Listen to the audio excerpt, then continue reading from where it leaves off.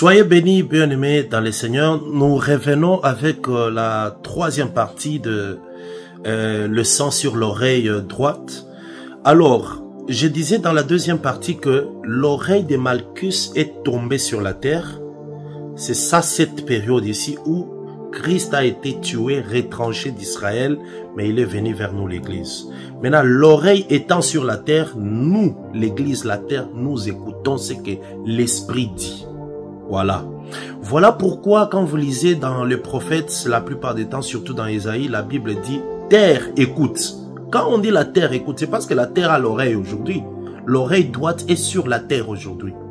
Mais lorsque l'Église partira, parce que nous deviendrons une nouvelle terre, quand nous allons partir, le Seigneur Jésus rentrera vers Israël. C'est ça l'étape où le Seigneur reprend l'oreille et remet vers Malchus. Je vais lire ça très rapidement dans Luc 22.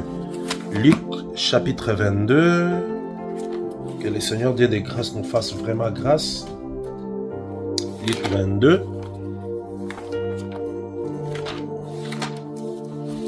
Voilà, Luc 22, la Bible nous dit ceci. Je vais lire le verset 48. Luc 22, 48 à 51.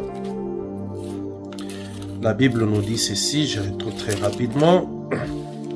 Luc 22, j'y suis déjà. 48, la Bible dit, et Jésus lui dit, là c'est Luc 22, 41, Judas, c'est par un baiser que tu livres le Fils de l'homme. Ceux qui étaient avec Jésus, voyant ce qui allait arriver, dirent, Seigneur, frapperons-nous de l'épée? Et l'un d'eux frappa le serviteur du souverain sacrificateur et lui emporta l'oreille droite. Vous voyez, lui emporta. L'oreille est partie, a quitté. Mais Jésus prenant la parole, dit, là je suis au verset 51, laissez, arrêtez, et ayant touché l'oreille de cet homme, et le guérit. Israël sera guéri lorsque Jésus retournera vers Israël. Pour l'instant, Israël est malade. Selon Romains chapitre 11, Israël est dans le sommeil. Même Ésaïe chapitre 1 nous dit que tout le corps est malade, de la tête jusqu'à la plante des pieds, tout est malade. C'est Israël qui est malade parce qu'il n'a pas l'oreille droite. Donc voilà un peu la pensée pourquoi lors de la consécration on devait mettre le sang sur l'oreille droite du souverain sacrificateur. Donc voilà la pensée dans la révélation et même prophétiquement. Prophétiquement, l'oreille droite rentrera vers Israël. Nous aujourd'hui, nous écoutons parce que nous avons l'oreille droite. Mais nous n'avons pas que l'oreille droite. Nous avons aussi l'oreille gauche qui est la loi, qui est Moïse. Voilà pourquoi nous avons les deux oreilles.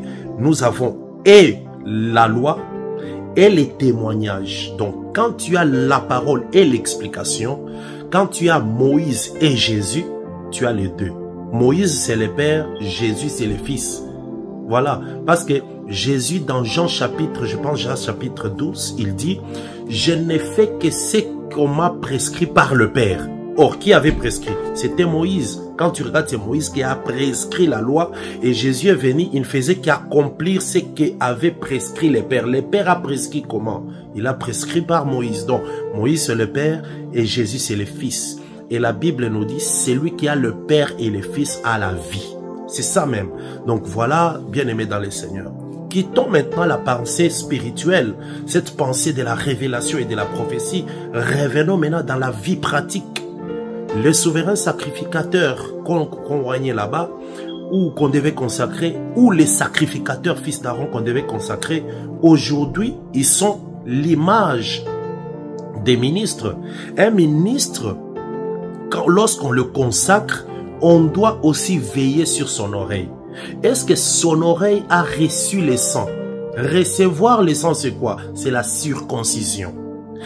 Dans Exode chapitre 4, je ne vais pas lire faute de temps, Exode chapitre 4, Séphora avait fait la circoncision de son fils. Ah, ça c'est merveilleux. Il a circoncis parce que Dieu voulait détruire Moïse. Exode chapitre 4.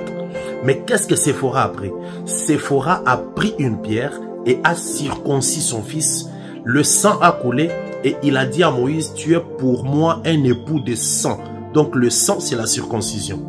Lorsque le sang touche l'oreille, nous comprenons que c'est une oreille qui a été circoncise. Ça veut dire une oreille qu'on a enlevé quelque chose pour qu'il soit capable de bien entendre. Ah, gloire au Seigneur Jésus. Bien-aimé, un ministre, lorsqu'il est assis même dans sa chambre, je ne parle pas du culte dans la prédication ou dans un temple, dans sa chambre, lorsqu'il lit les Écritures, s'il a l'oreille circoncise, il va entendre 2 fois. Voilà pourquoi l'apôtre Paul dit que nous ne pouvons pas rester seulement dans des choses basses, dans des choses, vous qui deviez être 2 maîtres. Un maître, c'est celui qui a l'oreille circoncise. Je lis Uri, lorsque je lis Uri dans Samuel, mais qu'est-ce que j'entends? Lorsque je lis Noé dans Genèse, qu'est-ce que j'entends? C'est ça l'oreille circoncise. C'est ça même la base du ministère. L'oreille circoncise. Une oreille dont on a enlevé, vous voyez, quand on parle de la circoncision, c'est quoi? On enlève les prépuces sur la partie génitale d'un enfant. On enlève les prépuces. Cette peau-là qu'on enlève, c'est pour permettre que la partie génitale puisse bien fonctionner. C'est comme ça. Quand tu écoutes, quand tu as l'oreille circoncise, ça veut dire on a enlevé une couche. Les peuples peuvent avoir cette couche-là. Il lit, il s'arrête dans ce qu'il a lu.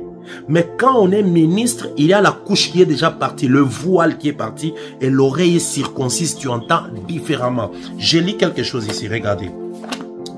Ésaïe 50. Ésaïe 50, la Bible nous dit ceci. Que le Seigneur nous fasse grâce, ce sont des petites exhortations qui vous aident. Nous avons expliqué l'oreille droite dans la révélation et la prophétie. Maintenant, nous en parlons dans la doctrine. Ésaïe 50, la Bible nous dit ceci, verset 4. Ésaïe 50, verset 4. Le Seigneur, l'Éternel, m'a donné une langue exercée. Ça veut dire une langue, un parler facile, pour que je sache soutenir par la parole celui qui est abattu. Vous voyez? Parce que c'est la prédication qui soutient le cœur de l'homme. Mais ça doit être une langue exercée pour soutenir celui qui est abattu. Il éveille chaque matin, il éveille mon oreille pour que j'écoute comme écoute des disciples. Voilà. Le Seigneur, je suis au verset 5 maintenant, le Seigneur l'Éternel m'a ouvert l'oreille et je n'ai point résisté. Je ne me suis point retiré en arrière. Cette prophétie concerne Christ. Mais Christ a donné les ministères aux hommes. Tout celui qui entre dans les ministères doit avoir une oreille exercée, une oreille circoncise. L'oreille et la bouche exercée. Donc quand tu as l'oreille qui est éveillée, la bouche sera exercée. La manière de parler, tu diras des choses que tu entends par l'oreille exercée, l'oreille éveillée. Et c'est chaque matin. Que le Seigneur Dieu de grâce vous bénisse. Donc, aujourd'hui, pour reconnaître les ministères, nous devons nous rassurer que la personne a une oreille droite qui a reçu le sang. Ça veut dire qu'il a été circoncise, qui est éveillée et qui entend les choses autrement. La lecture de la parole. Un membre de l'église peut lire quelque chose dans Ézéchiel et il comprend quelque chose. Mais lorsque cette même lecture vient vers le sacrificateur, lui le sacrificateur, il entend ça autrement. C'est ça même le ministère. C'est ça. Je vais prendre rapidement Job. Donc retenez Ésaïe 50, versets 4 à 5. Dieu éveille mon oreille pour que j'entende comme écoutent les disciples. Vous voyez, quand les apôtres Pierre, Jacques, Jean, tous, ils étaient avec Jésus, ils n'avaient même pas encore l'oreille exercée. Voilà pourquoi quand Jésus parlait, il parlait du Seigneur, mais eux ne comprenaient pas. Les oreilles n'étaient pas encore exercées. Mais quand le Saint-Esprit est venu, leur oreille a été éveillée. Ils ont commencé à comprendre des choses autrement. Qui avait dit à Pierre que David, qui pour parler sur la mort, c'était Christ. C'est parce que son oreille était maintenant éveillée. Qui a dit à l'apôtre Paul que la postérité d'Abraham c'est Jésus, alors que nous connaissions que c'est Isaac? C'est parce que l'oreille a commencé à écouter autrement. Job, je vais lire très rapidement Job chapitre 34. Je crois que je vais me retrouver. Job 34. Je vais lire les versets. Job 34. Job 34, verset 3. La Bible dit ceci. Non, non, je commence au verset 2. Job 34, 2. Sages, écoutez mes discours. Vous qui êtes intelligents, prêtez l'oreille. Car l'oreille discerne les paroles, comme aussi le palais savoure les aliments. De la même manière que le palais de la langue, ça veut dire la langue là. Quand tu prends la nourriture, tu mets sur la langue. Tu sens les goûts amers, ou les goûts sucrés, ou les goûts aigres, ou un goût bizarre. De la même manière que tu sens là avec la langue. C'est de la même manière que l'oreille d'un souverain sacrificateur, d'un prédicateur doit sentir des paroles. Donc une prédication peut arriver, quelle que soit la beauté de la prédication. Mais l'oreille d'un sacrificateur saura que ça c'est un faux enseignement. Ça c'est un niveau en dehors des Écritures. Donc ce n'est pas un problème de la beauté. Aujourd'hui les enseignements, c'est que les gens prêchent. Quand tu suis, c'est de la beauté. Les principes pour découvrir comment sortir des difficultés. Les 8 principes pour arriver à ta destinée. Les 3 principes pour ne pas être dominé. Donc ce sont des choses, quand tu écoutes, c'est très bien. Mais en réalité, tu peux aussi suivre. Si tu as eu l'oreille exercée, tu comprends que ça n'a rien à voir avec l'enseignement. Donc il faut cette oreille. De la même manière que la bouche, le palais, sans le goût de la nourriture, de la même manière, l'oreille exercée d'un ministre. Parce que le ministre, il est la sécurité d'une église. Il doit se rassurer que cet enseignement ne peut pas entrer. Cette danse ne peut pas entrer. Ce langage, non. Ce type de prière, ça n'a rien à voir avec les Écritures. Mais pour ça, il faut l'oreille. Voilà pourquoi la Bible dit, la foi vient de ce qu'on entend. Et ce qu'on entend vient de la parole. Vous voyez, la foi vient de ce qu'on entend. Donc ça veut dire que tout tourne au niveau de l'oreille. Si tu n'entends pas bien, même ta foi, tu ne l'auras pas. Même vous les membres de l'église, parce que j'insiste sur les ministres, mais toi membre de l'église, si ton oreille n'est pas exercée, si tu n'entends pas bien, tu feras du n'importe quoi. Toute musique, tout cantique que tu écouteras, toute chanson qui apparaîtra, tu vas chanter. Parce que l'oreille n'est pas éveillée. L'oreille n'a pas reçu le sang, n'a pas reçu la circoncision. Aujourd'hui, pour entrer dans les ministères, nous regardons l'oreille. Parce que ce qui entre par l'oreille, nous constatons ça par ce que tu dis. C'est ce que la Bible dit. Donc, ça entre par l'oreille, mais nous constatons par ce que tu dis. Regardez, Job 42, supporté. Que les seigneurs vous bénissent. Job 42, la Bible dit ceci. Verset... Job 42, verset 5. Ça, c'est Job qui dit. Il dit ceci. Mon oreille avait entendu parler de toi. Maintenant, mon œil t'a vu. Ah, avant que l'œil voie, il faut que l'oreille entende. Mais de l'autre côté aussi, avant que la bouche ne parle, il faut que l'oreille reçoive quelque chose. Parce que la Bible dit, c'est lui qui écoute, parlera. Donc tout commence par l'oreille. C'est très important. Je prépare tout un enseignement sur l'oreille. On y arrivera, mais ici, ce sont des extraits. Donc, mon oreille avait entendu parler de toi, maintenant mon œil t'a vu. Or, la Bible dit, nous ne marchons plus par la vue, nous marchons par la foi. Ah, donc pour que la foi arrive et me conduise, il faut d'abord que l'oreille entende. La foi vient de ce qu'on entend. L'oreille entend et l'œil voit. Cet œil ici, c'est l'œil spirituel. Bien-aimé dans le Seigneur, je vais terminer par ces versets bibliques que je ne lis pas, peut-être que tu vas lire à la maison.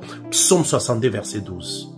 La Bible dit, l'Éternel a parlé une fois, j'ai entendu 2 fois. C'est ça l'oreille circoncise. Psaume 62, verset 12. L'Éternel a parlé une fois, j'ai entendu 2 fois. C'est-à-dire, Dieu a déjà parlé. Mais moi, j'entends ça 2 fois. J'entends ça à la loi et au témoignage. À partir de là, les saluts. Que la grâce du Seigneur soit avec vous. Nous avons fini avec l'oreille. Donc, j'ai fait 3 petites vidéos. Suivez la première partie, la deuxième et celle-ci, c'est la troisième. Vous allez comprendre cette pensée. La séance prochaine, nous commençons avec le pouce droit. Le pouce de la main droite, le pouce. Pourquoi on devait mettre du sang sur le pouce de la main droite?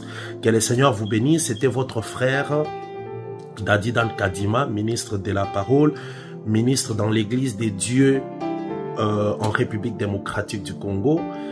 Nous avons des assemblées à Kolwezi, à Lubumbashi et bientôt aussi dans d'autres villes. Par la grâce de Dieu, nous y arriverons.